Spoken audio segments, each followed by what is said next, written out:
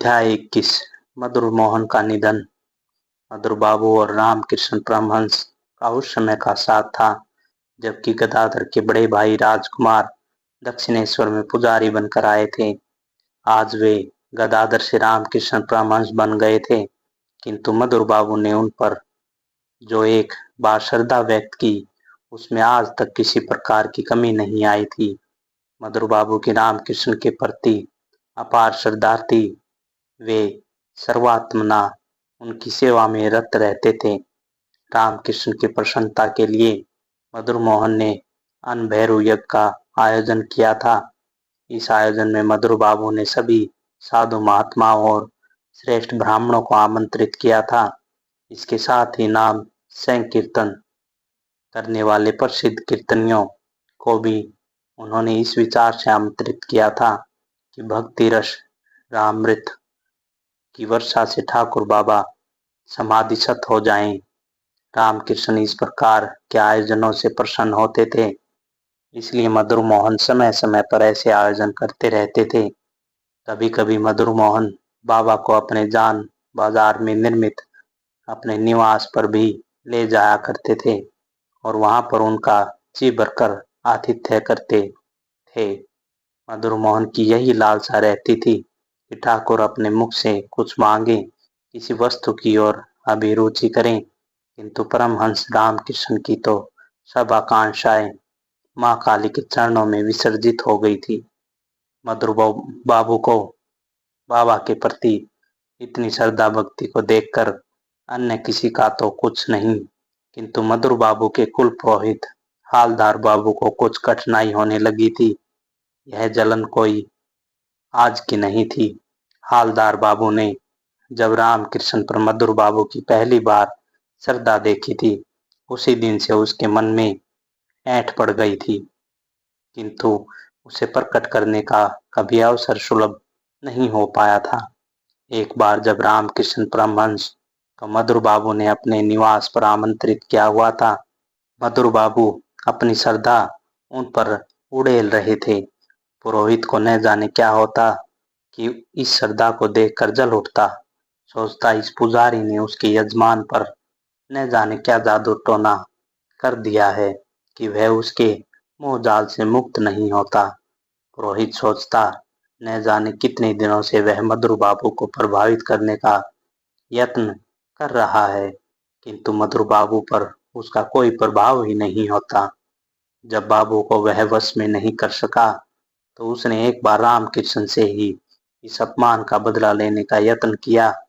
रामकृष्ण मधुर बाबू के निवास पर भाव समाधि में लीन थे कि हालदार वहां आया और रामकृष्ण को अपमान पूर्वक धक्का मारते हुए कहने लगा, ओ पाखंडी, बता तूने बाबू को किस प्रकार वश में किया हुआ है। रामकृष्ण समाधि में थे, वे क्या उत्तर देते। पुरोहित ने उनको झकझोर कर दिया, फिर कहा, बोल न, बोलता क्यों नहीं ढोंगी कहीं का। बार बार इस प्रकार पूछने पर जब रामकृष्ण मौन ही रहे तो उसका क्रोध और अधिक बढ़ गया। उसने क्रोध में ही कहा, यह साला ऐसे नहीं बताएगा। वह यह कहकर उसने बाबा को एक लात मारी और वहां से चलता बना। तब तक रामकृष्ण की समाधि भंग हो चुकी थी।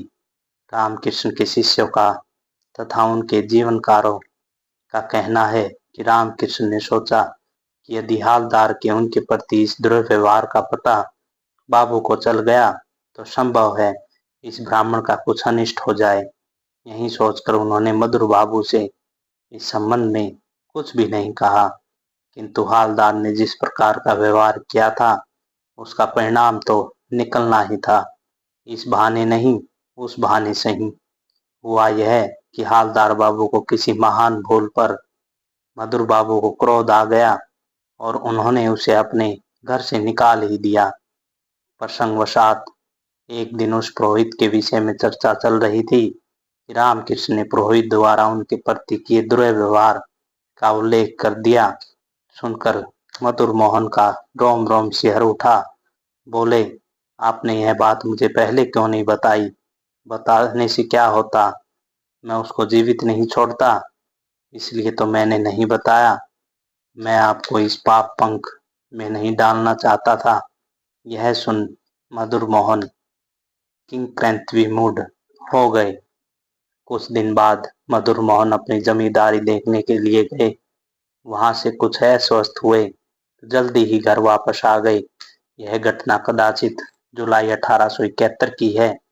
घर आकर भी उनका स्वास्थ्य नहीं सुधरा, बिगड़ता ही चला गया। मधुर बाबू के लिए रुपए पैसे की कोई कमी नहीं थी। अच्छे से अच्छा चिकित्सक बुलाया गया, पानी की तरह रुपया बहाया गया, किंतु स्वास्थ्य में सुधार नहीं हुआ।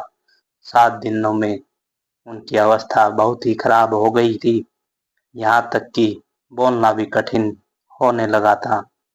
रामकृष्ण समझ गए कि मधुर मोहन का बुलावा आ गया है, लीला अब संपन्न होने वाली है। इसलिए इस बीमारी में उनको देखने के लिए वे स्वयं नहीं गए।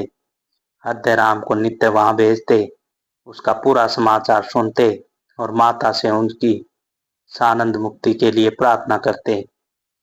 जिस दिन मधुर मोहन की लीला पूर्ण हो रही थी, उस दिन तो उन्होंने हृदयराम को भी वहां का समाचार जानने के लिए नहीं भेजा।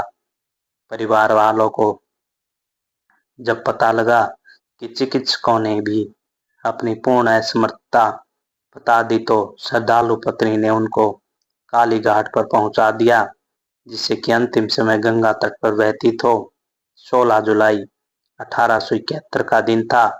रामकृष्ण परमहंस मध्याह्न के समय समाधि में बैठे थे। कहने को तो वो उनका स्थूल शरीर दक्षिणेश्वर मंदिर के अपने कमरे में था, किंतु उनका दिव्य ज्योतिर्मय शरीर अपने परम भक्त मधुर मोहन के पीछे खड़ा था। जिस समय रामकृष्ण की समाधि टूटी, उस समय सायंकाल के 5 बजे गए थे। रामकृष्ण ने अपने भांजे को पुकारा, हृदय, हाँ मामा, देखो मधुर तो दिव्य रथ पर बैठकर चला गया है। श्री जगदम्बा की सखियों ने उसे बड़े आदर से रथ पर बैठाया था। मधुर देवी लोक को चला गया है।